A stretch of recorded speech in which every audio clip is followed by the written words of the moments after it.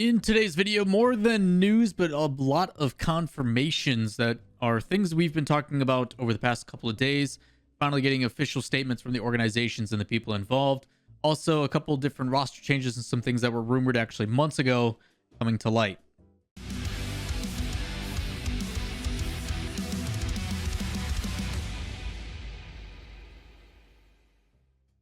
What is up, everybody? Lawler here, your inside source for all things Rocket League. As always, a couple things are going to be happening here coming down to the wire.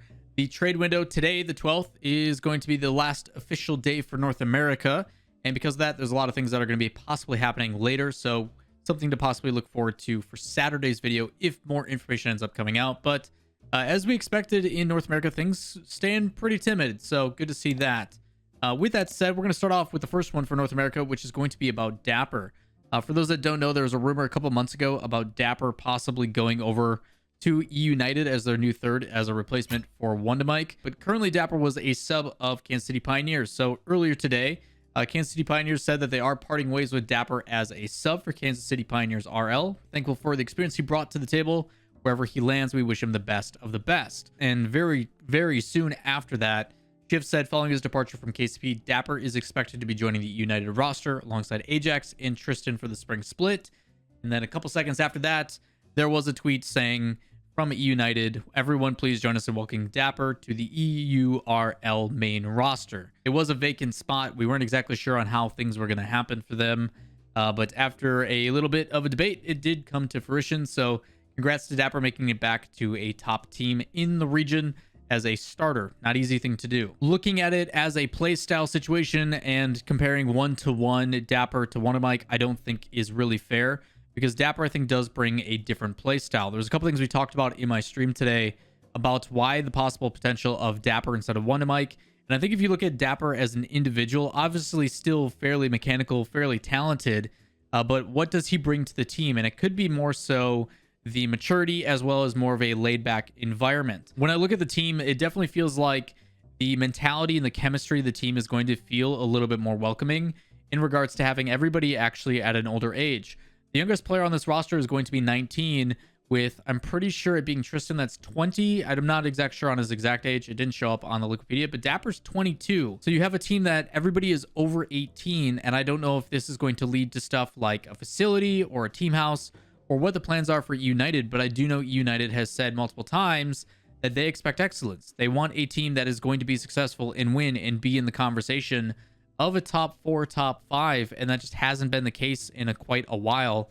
The only time that was is when they first came in, and it was Roldiz and crew that actually made it to the World Championship in Season 8. Since then, the team has definitely had some bumps and bruises and has tried to make some adjustments to make that better. Obviously, Tristan's addition getting them to their first ever day 3 appearance or final day top 6 appearance or top 8 appearance, I should say, in the grid since their first week. So that was a big addition, but I'm curious on what Dappur's playstyle is going to do. I don't know if he's going to be there to enable Ajax and Tristan on offense. I don't know if he's going to make Ajax sit a little bit back and then he's going to play offense and try to do some setup, but I'm excited to see how this team plays. We're going to have to wait a little bit, a little over a week before we get that. So should be exciting to find out. Speaking of teams trying to find success, this is something that hasn't been announced yet, and I hope I don't get in trouble for saying this. But the tiebreaker for North America, right now, the spring split again for North America starts next week, Thursday. And we are unsure of when the tiebreaker is supposed to be happening between Charlotte Phoenix and Version 1 because one of those two teams is a top 12 spot. Right now, they're currently 12th each. They have to play a best of 5 or a tiebreaker match to make sure they find out who's the 12th and final team that gets the bye into group stage or regional 1 of the spring split. Trying to figure out when that day is. Well, I do have the information. It is going to be on the 13th at 5 p.m. Central or 6 p.m. Eastern. These two teams will be playing a best of 5. I'm not sure how they're being broadcasted, where or what or when. My recommendation is that you follow both of the organizations or pay attention to their social medias because that's where they are going to be providing that info. Next up, the love triangle that is Oxygen, Jamal Jabary, and Solary has come to a close, and with confirmation. As a last iteration of this, and it's going to stay confusing, Jamal Jabary had options between Charlotte Phoenix and what it seemed like Oxygen, as rumored, to sign their team. They wanted to go with Oxygen. It did not work out initially. So Charlotte Phoenix says goodbye and goes and picks up Loco. So now Oxygen has been let go. Chazette, Farah, and Astral, and they were without an org. Oxygen goes back and comes home, because they are based in Boston, and picks up the Jamal Jabary team. So that officially does happen. Jamal Jabary is now signed by Oxygen. The last piece of the puzzle was with Solary and their disbandment and talks going elsewhere and everything that happened there.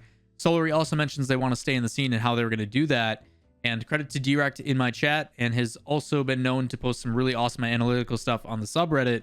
What he ended up doing is bringing up the attention that, you know, Solary is a French organization. It's very likely that they do pick up and grab the former Oxygen squad, which was exactly announced 4 hours or pretty much right before the spring regional started. So Casey Solary does post on Twitter saying that they have picked up their new team, and it is the Oxygen or former Oxygen squad. So try and explain this, and hopefully there's a graphic that can be shown.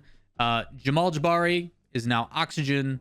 Oxygen is now Solary, and Solary... And the former Solary roster has gone to 3 Musketeers if you are with Carrion, Train Hard, which is with Exotic, Econ, and Rest, and Tox is now at Aether. So that also continues to branch out. And this is where it becomes very difficult for, if you are a new fan, to figure out teams and players and who to support. Honestly, I don't blame you. 2 more confirmations to talk about, and then we're going to talk about something new coming for Rocket League in general. The number one thing, a lot of people still wondering what's happening with G2, what's going to be happening with this and that. And 2 things happened. Number one, their starting roster still the exact same. JNAP, Chicago, and Rizzo. And the big thing is their sub is now Drees. If you guys don't know Drees, very talented player, up-and-comer. Could possibly see him phasing into the roster if the success of G2 does not get better here for the final split. But Drees is a very talented player. Excited to see him be on a starting roster within the next season, or a split, or whatever you want to call it. But relatively soon. So I could see this being a preemptive move. But I am glad to see that the G2 roster is, for their starters, staying the exact same. Obviously, they did not perform that great in the winter split in comparison to the fall split. But I don't think that's a reason to break up the team, especially when you have chance to be top 6 and go to the World Championship, if there is one. And try to risk everything with a new roster and try to figure stuff out in the middle of it. It just, to me, it just doesn't make sense. So glad to see that they are sticking together. And maybe you'll see Drees make some moves in the future. Last but certainly not least on the confirmation side is about Top Blokes. Obviously, there's been a lot of conversation about what's going on with Top Blokes, when things are happening, what's happening. And they do introduce a new look today. So in their tweet, they say, introducing our new look. We're pleased to announce the start of a new chapter for us, continuing under the Top Blokes banner, which shows that they are not getting signed by an organization. With financial backing, the ability to grow and improve, we're excited to see what we can do moving forward. More information to come soon. They do have a new logo with 2 different iterations. I'm personally not a fan. Rams was in my Twitch channel when I was talking about it. And maybe this will hold back. I asked him if he wanted to further talk about what the situation is about the team and their future plans, but this tweet says that they're going to be doing that hopefully soon anyway. So more importantly, I think for me, I'm curious to see what ends up happening and what that future development is going to be. I talked about this in my last video, if you guys didn't hear me, saying about what it means for a team to, yes, now have funding. Are they going to build the staff? Are they going to...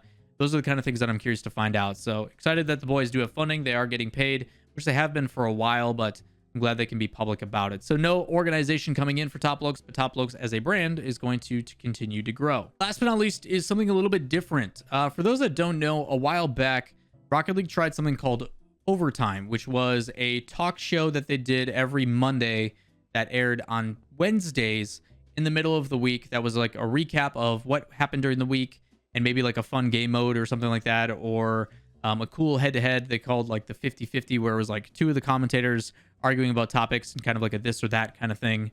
And a lot of people really enjoyed it, but I felt it definitely had a lot of limitations because of so much of the time was spent on the recap. What Rocket League has done is they've rebranded Overtime into their grid broadcast, where they watch all of the grid matches at once from all the teams. But what's different is you were still missing kind of that recap and that open conversation kind of discussion. And what it looks like they've done is they put out a message saying, introducing First Touch, a Rocket League podcast. Now, for those that don't know, First Touch was actually a podcast that was started by Dazarin, Roldiz, and T-Bates. T-Bates, CRL player, Roldiz, obviously coach and player for Sonics, and then Dazarin, obviously community caster, now RLCS caster. They went and started their own podcast, and apparently Psyonix is like, you know what? We really like this, and we want to give it some official touch. So every Monday, it looks like, at 10 a.m. Pacific, you can go and watch this podcast live on twitch.tv/Rocket League, which is a huge endorsement. You're talking, it's a podcast, it's a public facing thing. It is an association to the Rocket League brand, and understand how strict Rocket League and Psyonix are about streaming stuff on their own channel on Twitch, which is, I think, a pretty big deal. And hopefully they broadcast this also on YouTube. I'm curious if they're going to do that or not, but this is a big partnership. I think this is pretty awesome for the guys to have a podcast officially sponsored and representative of the entire Rocket League team. So credit to them. I think it's really incredible on the growth and the effort that they're putting in. So round of applause to the guys, and I'm excited to see on how production and everything else kind of gets that level up. Obviously J-Ski is still doing the visuals and stuff for them. So again, round of applause. This is a lot of hard work paying off for the guys. That is going to wrap it up for your Rocket League news. If you guys enjoyed the content, as always, make sure you guys give it a thumbs up, hit subscribe, turn on notifications, all that fun stuff. Links to everything I'm talking about in the description down below if you'd like to find those. And along next to those, you can find my social medias and everything else if you'd like to stay up to date on all things me. But that is going to do it for this video, and I will see you guys next time. Peace.